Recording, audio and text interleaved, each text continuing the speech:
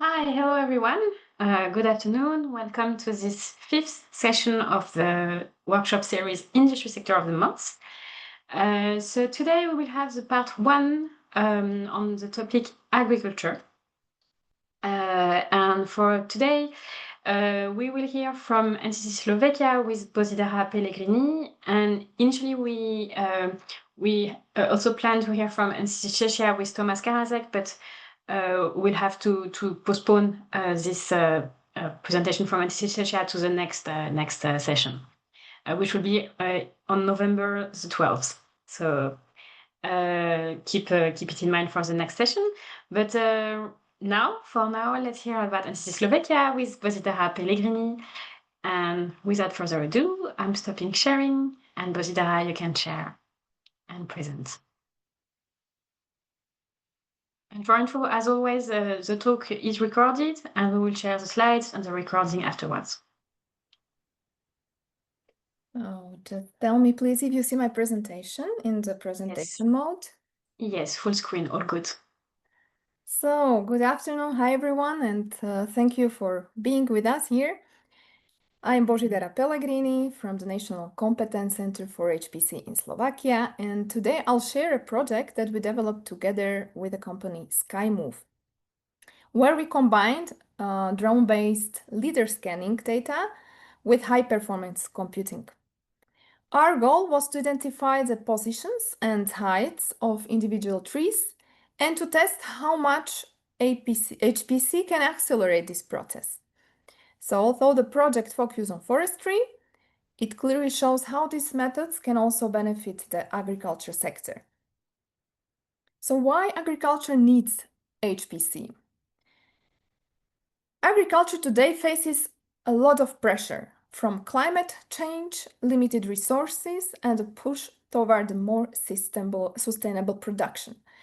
Farmers and land managers now use digital tools like drones, satellites, and sensors to collect a lot of data. But all of this creates an enormous amount of information, and it is too much for a regular computer to handle.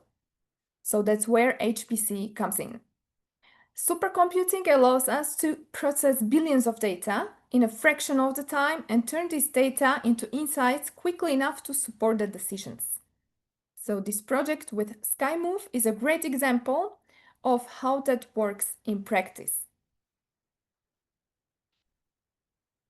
So data collection for this project was handled by our partner SkyMove. They used DJI drones, including the M300, equipped with a GeoSun LiDAR sensor and an integrated GPS and IMU system for precise positioning. We can see this equipment here in the picture above.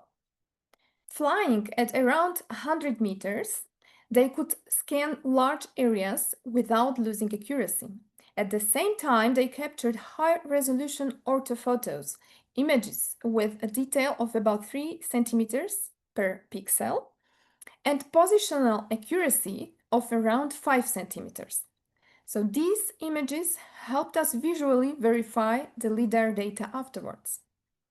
Everything was georeferenced in Slovak coordinate and height systems so that all datasets could align perfectly.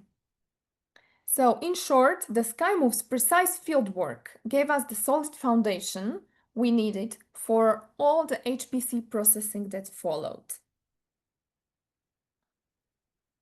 So what are actually the LiDAR point clouds? The LiDAR scanners sent out hundreds of thousands of laser pulses every second. So each pulse hits a surface, bounces back, and gives us a precise distance. Put together, this forms what we call a point cloud, a 3D model made up of millions of individual points. Each point includes its X, Y, Z coordinates, reflection intensity, and other information. This gives us an incredibly detailed picture of the terrain and vegetation. The challenge, of course, is that it's a huge amount of data, far too big for normal computers to process efficiently. So that's exactly why we needed an HPC workflow. The first analytical step is called classification.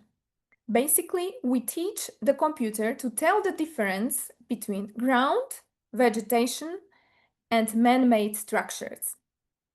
We used LIDAR 360 software, which applies machine learning.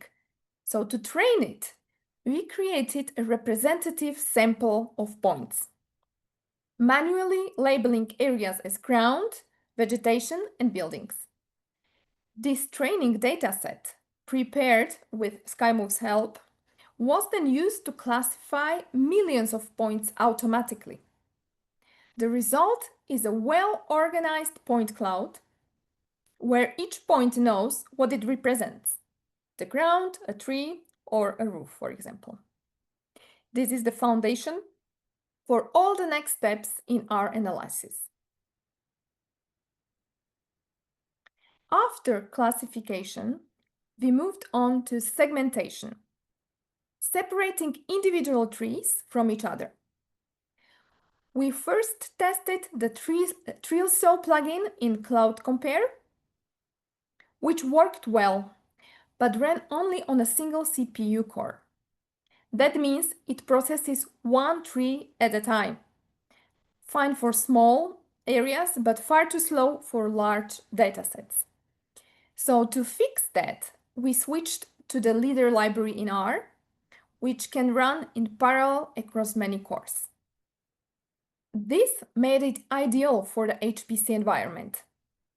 NCC Slovakia adopted this workflow to run efficiently on our supercomputer, allowing us to process thousands of trees simultaneously instead of one by one. And here in the picture, we see a segmented point cloud in Cloud Compare using the TrillSaw plugin module.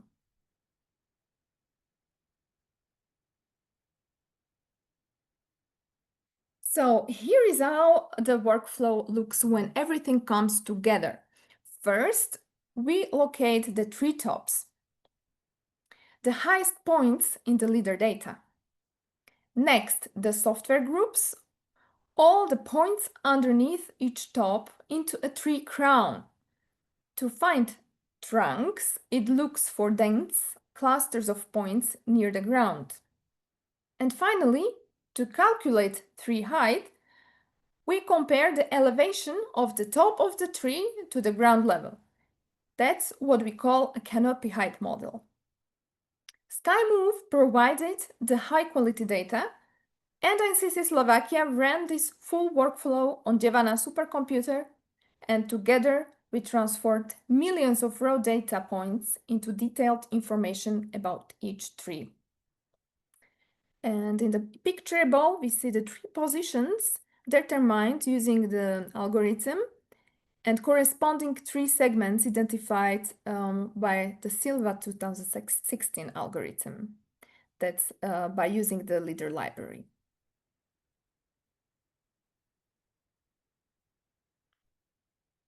The results were very encouraging.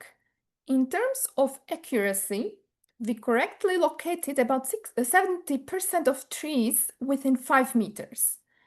And the two methods we tested agreed by about 85%. The real achievement, however, was in speed. Processing one test area, in our case around 3.5 by 3.5 kilometer, took about 6,200 seconds on a regular computer, which is almost 2 hours. And on the Devana HPC system, the same task took only 820 seconds, which is roughly 14 minutes. And this is 8 times faster. So we also tested scalability and found the best efficiency between 16 and 32 CPU cores.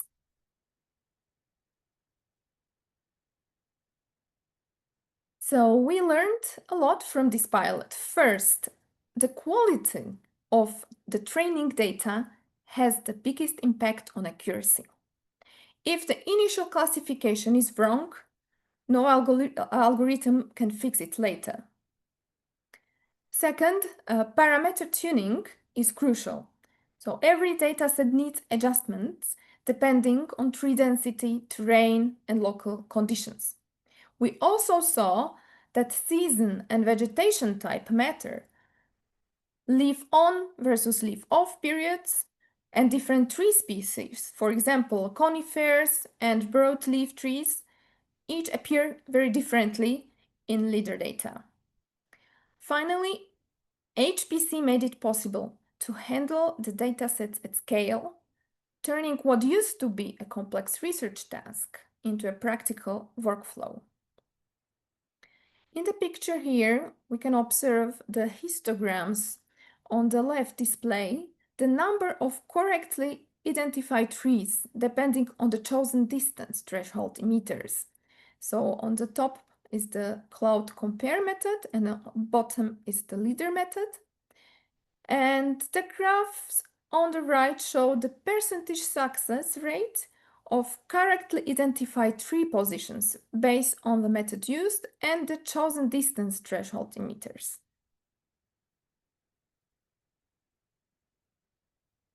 To conclude, this pilot clearly demonstrated the power of combining the SkyMove's leader data with NCC Slovakia workflow in HPC. Together, we achieved strong accuracy and a dramatic reduction in processing time. But what makes this interesting is how easily the same workflow can extend beyond forestry into agriculture. LIDAR and HPC can monitor crop height and structure to assess growth and density, or estimate biomass and yield, and detect damage from storms and droughts or pests. By adding terrain analysis, we can also improve irrigation planning or water management. And finally, this data can feed directly into sustainability reporting, measuring vegetation cover, or even carbon storage. So the workflow we tested for trees can become a powerful tool for precision agriculture and sustainable land management. And that would be about this case from my side. I still have one interesting webpage to show you, which is directly from the SkyMove. Let me just switch.